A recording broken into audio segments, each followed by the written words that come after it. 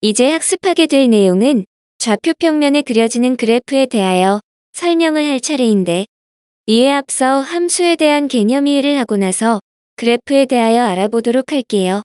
왜냐하면 함수 관계인 두 변수를 좌표 평면에 나타낸 것이 그래프이기 때문에 함수의 개념 이해를 통하여 그래프로 넘어가는 것이 자연스럽고 이해도 잘 되니까요. 특히 함수는 중2 수학에 올라가면 배우게 되지만 앞으로 배우게 될 중등, 고등 수학에서는 함수의 존재감이 엄청나서 아무리 강조를 해도 지나치지 않아요. 또한 프리스터디 강의에서도 설명했듯이 현대 사회에서 아주 다양하게 활용이 되고 있으며 미래의 4차 산업에서도 그 역할이 더욱 더 중요해지므로 시간적인 여유가 있을 때 함수의 기본 개념을 착실히 다져 놓아야 합니다. 함수에 대한 개념을 살펴볼까요? 직전의 프리스터디 강의에서 함수의 발생 배경과 시대에 따른 변천 과정 및 함수 용어의 의미뿐만 아니라 현대 사회에 어떻게 사용되고 있는지, 앞으로의 미래 사회에서 담당하게 될 막중한 역할까지 살펴봤어요. 함수의 구조를 살펴보면 자료를 집어넣는 입력 과정과 이 자료의 변환 과정을 거쳐서 변환된 자료가 나오는 출력 과정으로 구성이 되며, 변환되는 과정을 펑션이라 부르고 그 뜻은 기능을 한다, 작용을 한다는 의미를 지니고 있어요. 이와 같은 세 과정을 통틀어 함수라고 해요. 물론 이러한 세 과정을 거쳤다고 해서 모두 함수가 되는 건 아니에요.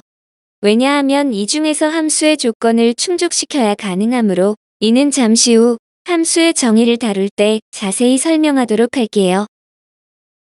예를 들어 시속 60km의 속력으로 달리는 자동차가 있을 때 시간에 대한 이동 거리를 알아보면 1시간이 지나면 60km, 2시간이면 120km, 3시간이면 180km를 이동하게 됩니다. 시간에 따라 이동 거리가 변함을 알 수 있고 이를 미지수로 표현하여 시간을 x, 이동 거리를 y라 하면 미지수 x에 따라 미지수 y가 변하게 되므로 x와 y를 변수라고 부르고, 또한 변수와는 다르게 변하지 않고 일정한 수가 있어요. 이 60이라는 수는 변하지 않고 일정하므로 상수라고 부르게 됩니다. 다시 위의 그림으로 돌아가서 입력되는 값을 미지수인 변수 x라 하고, 변환 과정을 거쳐서 나온 출력되는 값을 미지수인 변수 y라고 하면 함수는 두 변수 x와 y 사이에 어떠한 관계임을 알 수 있어요. 이제 함수에 대하여 본격적으로 알아볼까요? 앞에서 간단히 언급한 변수의 뜻을 살펴보면 변수란 x, y와 같이 변화하는 여러 가지의 값을 가지는 문자를 말해요. 이와 대비되는 뜻을 지니고 있는 상수는 변수가 아니므로 변하지 않고 일정한 값을 지니는 수나 문자를 말해요. 함수를 정의해보면 두 변수 x, y에 대하여 x의 값이 정해지면 y의 값이 오직 하나만 정해질 때 y는 x의 함수라 한다. 여러분이 중2에 올라가면 배우게 될 함수의 뜻이에요. 여기서 중요한 것은 함수가 되기 위해서는 x에 대한 y의 값이 오직 하나만 정해져야 된다는 거예요. 이것이 함수가 되기 위해 충족시켜야 할 조건이 되는 거예요. 함수의 정의는 반드시 기억해 두어야 합니다. 참고로 두 변수 x, y에 대한 의미는 지정된 x와 y만이 변수이고 이를 제외한 나머지 수나 문자는 모두 변수가 아닌 상수라는 것을 알아야 해요. 특히 주어진 함수에 x와 y 이외의 문자가 포함될 수 있는데 지정된 x와 y만이 변수이므로 나머지 문자는 반드시 상수로 처리해서 이해를 하면 됩니다. 앞의 예에서 시속 60km의 속력으로 달리는 자동차에 대하여 주어진 그림에 2를 집어넣으면 60이 나오고, 1을 집어넣으면 120이 나오고, 3을 집어넣으면 180이 나오게 됩니다. 즉, 들어오는 값에 대한 나오는 값이 단 하나만 나오게 되므로 함수의 조건을 만족시키게 됩니다. 집어넣게 되는 시간을 변수 x, 나오게 되는 이동거리를 변수 y라 하면 거리는 속력 곱하기 시간이므로 y는 60x가 됩니다. 두 미지수 x, y를 변수라 하고 60은 변하지 않는 상수가 돼요.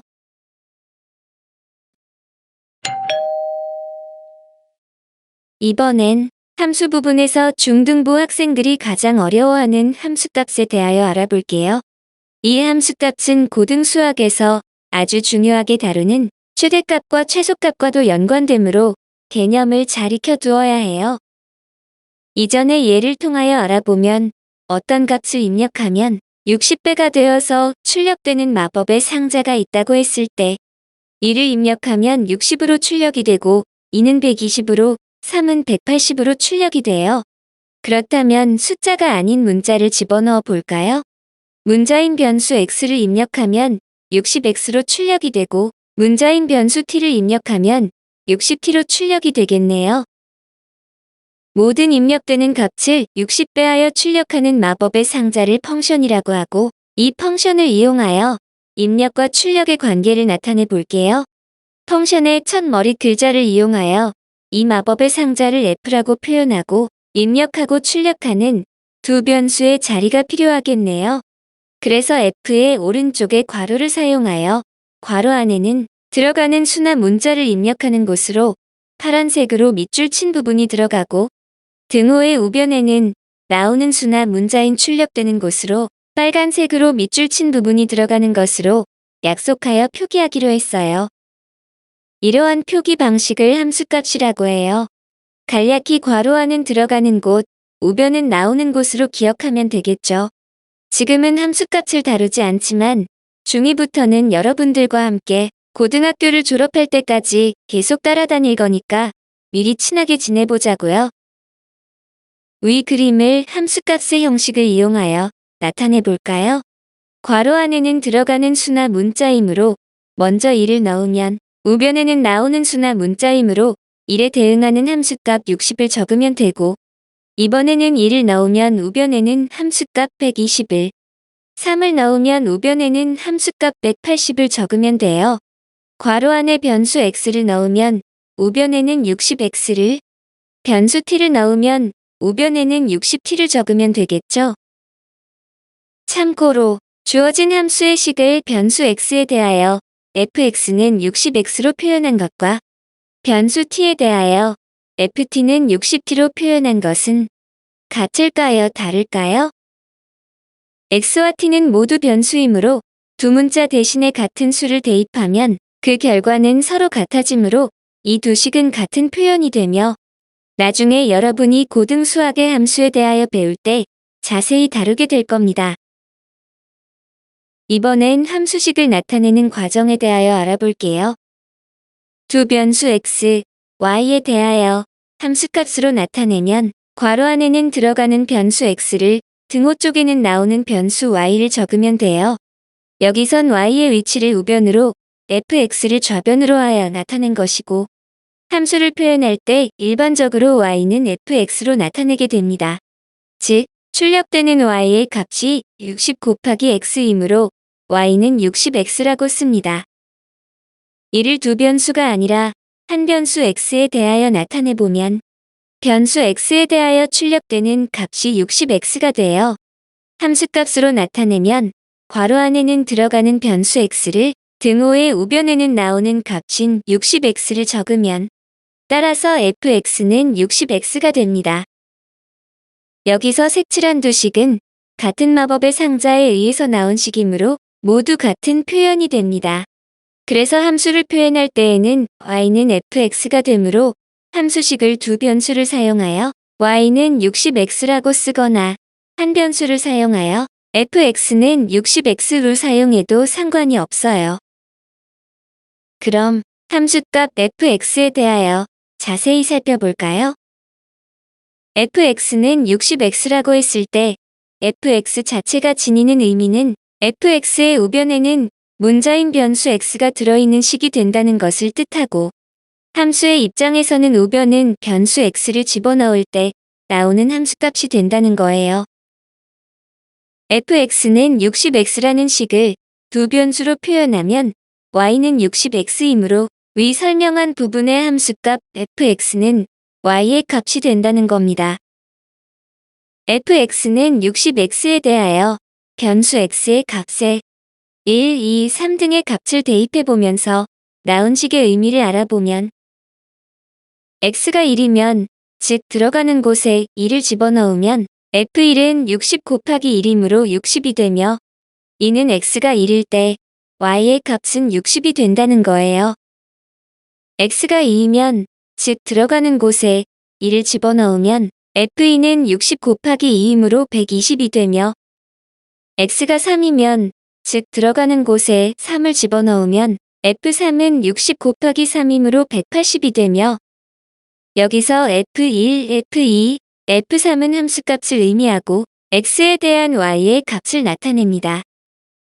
결론적으로 f1은 60이 된다는 것에 의미를 살펴보면 x가 1일 때 y는 60이므로 이를 순서상으로 나타내면 1,60이 되고 이는 좌표를 의미하게 됩니다. 또한 1,60 대신 1,f1도 좌표를 나타내요. 그래서 함수값 fa는 x가 a일 때의 y의 값을 의미하며 순서상으로는 a,fa로 나타내고 이는 좌표를 표현한 겁니다. 지금까지는 중등 수학에서 다룰 함수를 살펴본 것이고 이제는 고등 수학에서 다루게 될 함수를 알아볼게요. 두 집합 x, y에 대하여 x의 각 원소에 y의 원소가 오직 하나씩 대응할 때 이 대응을 x에서 y로의 함수라 한다. 여기서도 중요한 부분이 x의 각 원소에 y의 원소가 오직 하나씩 대응해야 한다는 것이 함수의 조건이 됩니다.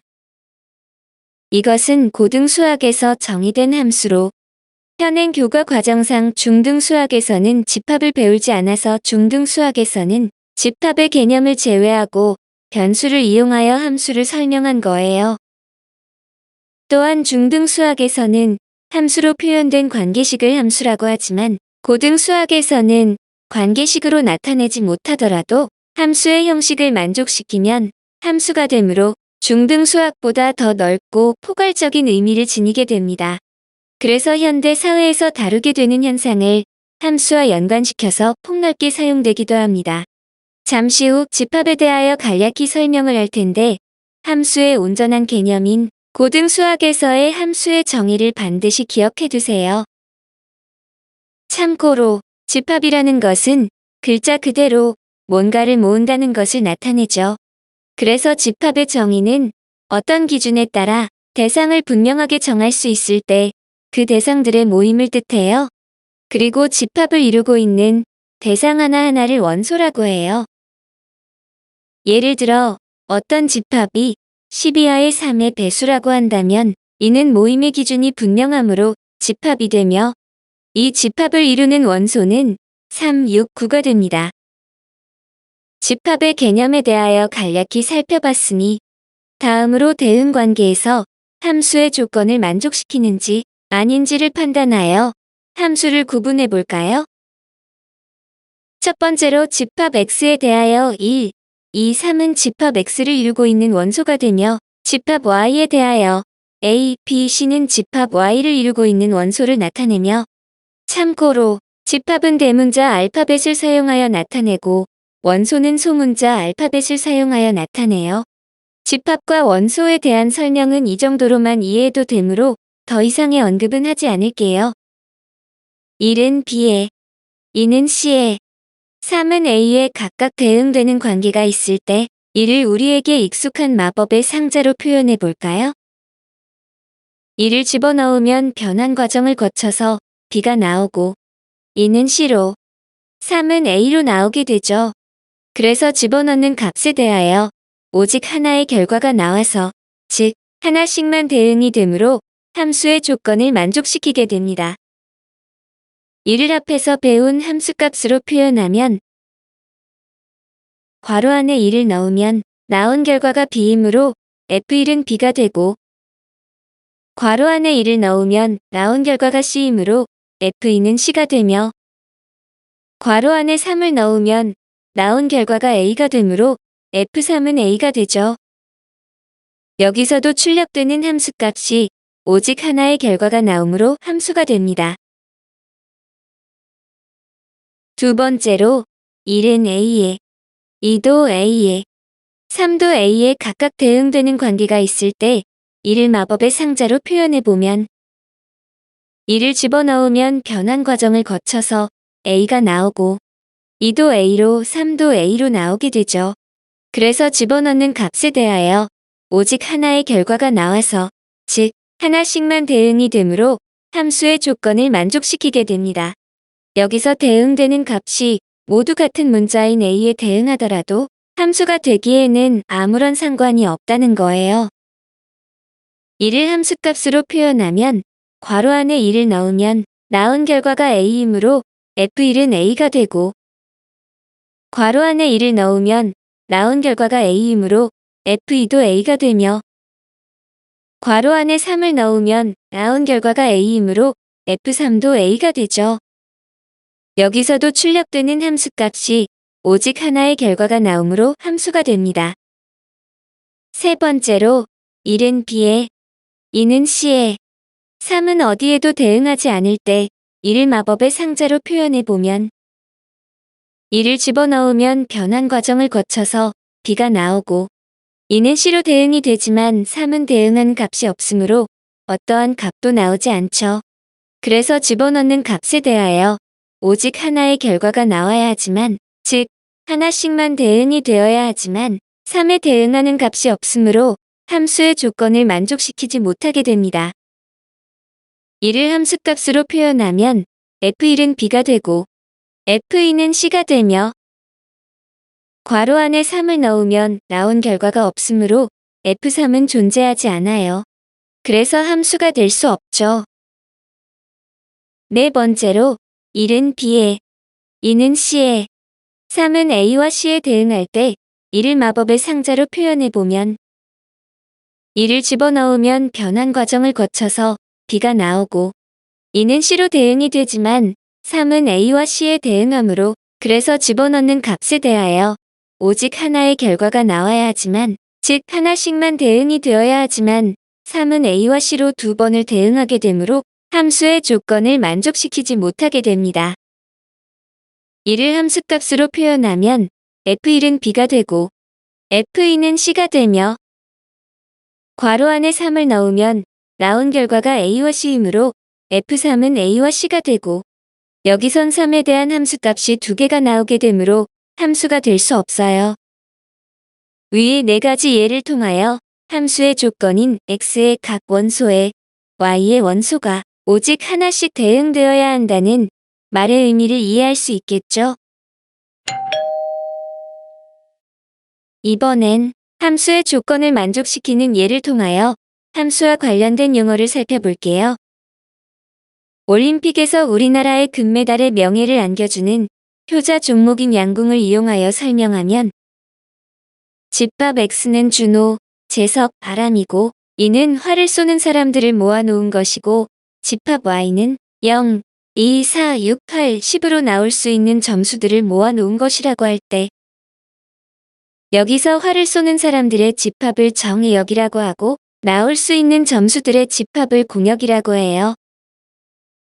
집합 X에서 집합 Y로의 대응관계를 F라고 할 때 준호는 6점에 재석은 8점에 아람은 10점에 대응했다면 여기서 6, 8, 10은 각자 얻은 점수들이고 각자의 점수가 함수값을 나타내므로 F 준호는 6, F 재석은 8, F 아람은 10이 됩니다. 이때 각자 얻은 점수들, 즉 함수값들의 집합을 치역이라고 해요. 그래서 치역은 공역에 속해야 하므로 반드시 공역 안에 있게 된다는 것을 명심해야 해요.